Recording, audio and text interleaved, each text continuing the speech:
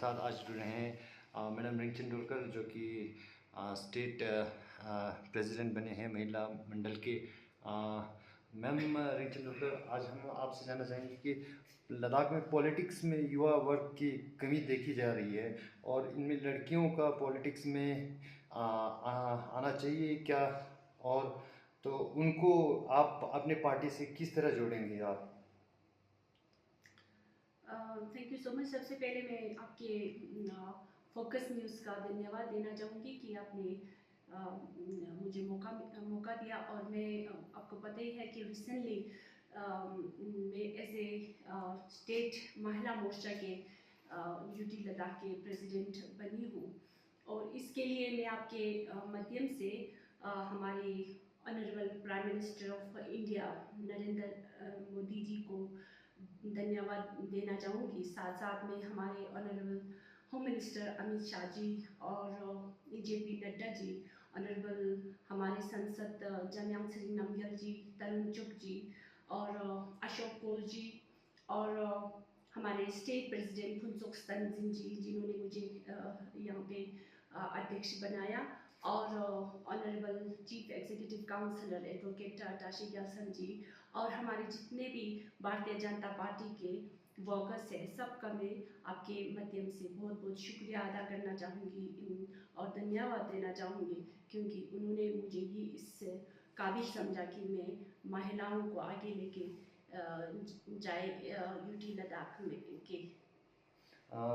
तो मैम आप ये युवा वर्ग जो कमी देखी जा रही है, तो उस पर आप क्या कहना चाहोगे, खासकर जो लड़कियां हैं? हाँ जी, अभी तक ज़रूर देख रहे हैं कि युवा जो है वो पीछे है। इसका ये खास रीज़न ये है कि महिलाओं को जो है वो पॉलिटिक्स में खास स्थान या खास ध्यान नहीं दिया गया, और महिलाओं को आगे लेके आने में हमारे पॉलिटिशियंस जो है वो कामयाब नहीं रहे, मैं ये सोचती हूँ। क्योंकि बाकी जितने भी फील्ड्स हैं, चाहे वो एजुकेशन हो या सोशली जितने भी हमारे अलग अलग फील्ड्स में महिलाएं जो है लद्दाख में पीछे नहीं है। वो उनको हमें मतलब कमियां नहीं महसूस होती है बाकी फील्ड्स में, लेकिन पॉलिटिक्स में हम महसूस करते हैं। अब एक भी elected representative of women, elected representative महिलाएं जो है वो इस काउंसिल में अभी तक नहीं ला पाए, नहीं आ पाए आगे। इसका हमारे लद्दाख का बहुत बड़ा फेलियर है। हमारे लीडर्स की फेलियर्स समझूंगी मैं, तो जितने भी पॉलिटिशियंस हैं फेलियर समझूंगी कि हम महिलाओं को साथ लेके नहीं आ पाए आगे। तो मैं अभी मैं ज़रूर जो आने वाले दिनों में यही मेरी उम्मीद रहेगी और कोशिश रहेगी कि ज़्यादा से ज़्यादा जो है वो यंग जनरेशन वुमेन्स जो है वो आगे आएंगे। उनको अभी पता है कि नरेंद्र मोदी जी की सरकार में नरेंद्र मोदी जी खुद इंटरेस्टेड है कि महिलाएं जो है वो आगे आएँ। क्योंकि मैंने रिसेंटली विज़िट किया था नरेंद्र मोदी जी के वहाँ पे। तो वहाँ पे जब नरेंद्र मोदी जी वहाँ पे चीफ मिनिस्टर रहे, और यहाँ पे वहाँ की म्यूनिसिपल म्यूनिसिपल कॉरपोरेशन में 50% रिजर्वेशन दिया गया था। तो इस वजह से अभी के जो म्यूनिसिपल कॉरपोरेशन है, तो वहाँ पे 50% जो है वुमेन रिप्रेजेंट कर रहे हैं काउंसिल में। तो वो बहुत मैं वो देख के हैरान रह गई, और मैं यही उम्मीद करती हूँ जब भी मैं इनके स्पीच देखती हूँ कि महिलाओं का जिक्र ज़रूर करते हैं और महिलाओं को आगे लाने का उनका खास इंटरेस्ट है। और इसको मैं समझती हूँ कि लड़कियाँ जो हमारी यूटी लद्दाख के जितने भी यंग जनरेशन है वो भी काफ़ी इंटरेस्ट लेंगे आने वाले दिनों में। और मैं भी पूरी कोशिश करूँगी उनको आगे लेके आए, क्योंकि वो देख रहे हैं कि महिलाओं को भी महत्व दे रहा है और महिलाओं को भी पॉलिटिक्स में चांसेस मिल रहे हैं, तो वो ज़रूर जुड़ेंगे। क्या आप भी चाहते हैं कि लद्दाख की महिलाएं केंद्र राजनीति में स्थान मिले, जिससे वो लड़कियां लद्दाख के से हटकर देश की सेवा भी कर सकें उससे। हाँ जी, ज़रूर।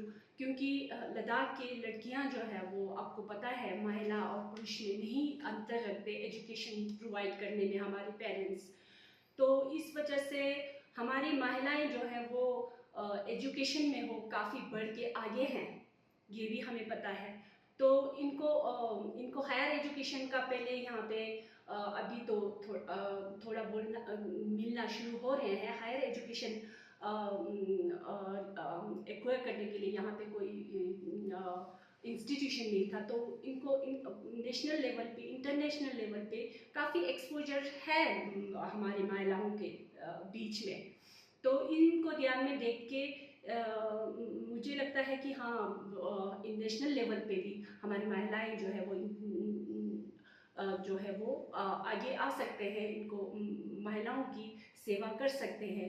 तो रिसेंटली हमारे नरेंद्र मोदी जी के सरकार में भारतीय जनता पार्टी में मेरे से पहले की स्टेट प्रेसिडेंट रिंचन लामो जी को जिस तरह से नेशनल कमीशन फॉर माइनॉरिटीज़ में जगह मिली, तो उनसे हमें और भी इंकरेजमेंट मिलती है यंग जनरेशन्स को, और हम महिलाओं को जितने भी पॉलिटिक्स में इंटरेस्ट रखते हैं, तो इनको ध्यान में रखते हैं। हाँ, ज़रूर कैपेबल है हमारी महिलाएं जो है वो नेशनल लेवल पे साफ करने के लिए। ज़रूर चाहूँगी कि नेशनल लेवल तक जाए, और उम्मीद है हमारी भारतीय जनता पार्टी के सरकार पे कि वो आगे और भी लेके जाएंगे।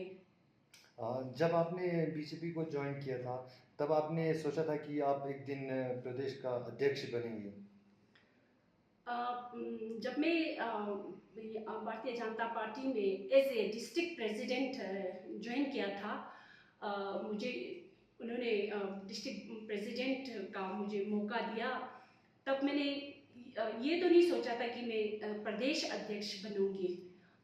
लेकिन एज ए डिस्ट्रिक्ट प्रेसिडेंट मेरे को मुझे एक्सपीरियंस भी था, और क्योंकि मैं शुरू से ही 2003 से मैं वुमेंस के साथ जुड़ी हुई हूँ, क्योंकि मैंने women's alliance of Ladakh which is जो कि लार्जेस्ट वुमेन एनजीओ है, उनके साथ मुझे काम करने का एज ए जनरल सेक्रेटरी मैंने बहुत काम किया था, जिस वजह से मेरी वुमेंस का काफ़ी मुझे एक्सपीरियंसेस देखने को मिला। उसके बाद पॉलिटिक्स में मैंने काम किया बहुत लंबे समय तक, और उस वजह से भी मुझे कॉन्फिडेंट था कि मैं कुछ कर पाऊँगी। मेरी ये भी कोशिश रहेगी क्योंकि हमारे लद्दाख ऑटोनोमस हिल डेवलपमेंट काउंसिल जो है, मैंने पहले भी बताया कि हमारी एक ग्रास रूट डेमोक्रेटिक इंस्टीट्यूशन है, उसमें हम 33 रिजर्वेशन लाने की पूरी कोशिश करेंगे। अगर 50% रिजर्वेशन ना भी हो तो उसमें हम उसमें लाने की हमारी रिक्वेस्ट होगी, काम करेंगे। इसलिए वुमेंस को जो है वो यंग जनरेशन को मैं इनको ये भी कहना चाहूँगी कि आप भी इसमें बढ़ चढ़ के हिस्सा लें, हमारे साथ आए और हम इसके लिए काम करें। एक्सपीरियंस था एज ए नावदनिया करके जो नेशनल डेली बेस्ड एक एनजीओ है, उनके साथ भी मुझे काम करने का मौका मिला, जिसमें कि इन्वायरमेंट को लेके वो बहुत बड़ा काम कर रहे हैं। उनके साथ काम करने का मौका मिला, और मुझे वुमेंस के साथ काम करने का, गाँव में जाके काम करने का मौका मिला। ना सिर्फ वो लेकिन मैंने एक यूके बेस्ड एनजीओ जो कि हिमालयन चिल्ड्रन करके, उनके साथ भी मैंने काम किया, जो एजुकेशन पे एफर्ट नहीं कर सकते उन बच्चों को आगे लाने का, उन ये सब काम करते हुए मुझे महिलाएं, बच्चों और लद्दाख के जितने भी समस्या है, लद्दाख में जितने प्रॉब्लम्स हैं, उनको जानने का मुझे ये अनुभव था, मुझे एक्सपीरियंस था। उनको लेके मैं कॉन्फिडेंट थी कि मैं डिस्ट्रिक्ट प्रेसिडेंट का काम अच्छी तरह से निभा पाऊँगी, और elected representative of municipal committee में जो मैं काम कर रही हूँ, उनको मैं अच्छी तरह से उनको भी मैं भारतीय जनता पार्टी के द्वारा मैं अच्छी सर्विस दे पाऊँगी, इसको सोच के मैंने ज्वाइन किया था। लेकिन ये मुझे नहीं पता था कि मुझे ये इतना बड़ा जिम्मेवारी सौंपेंगे। और लास्ट में एक सवाल कि आप लद्दाख की लड़कियों को, महिलाओं को क्या मैसेज देना चाहोगे पॉलिटिक्स के बारे में? लद्दाख की महिलाओं को मैं यही मैसेज देना चाहूँगी कि अभी वो ज़माना नहीं रहा जो हमें पीछे रखते थे। अभी हमारे यंग जनरेशन जो है काफ़ी एजुकेटेड है और ये ग्लोबलाइजेशन का ज़माना है, जो हम सब कुछ हम पता कर सकते हैं, हम गुप्त में नहीं रख सकते हैं। और हमारे में खुद में अगर कैपेबल हो तो आगे हम ज़रूर जा सकते हैं।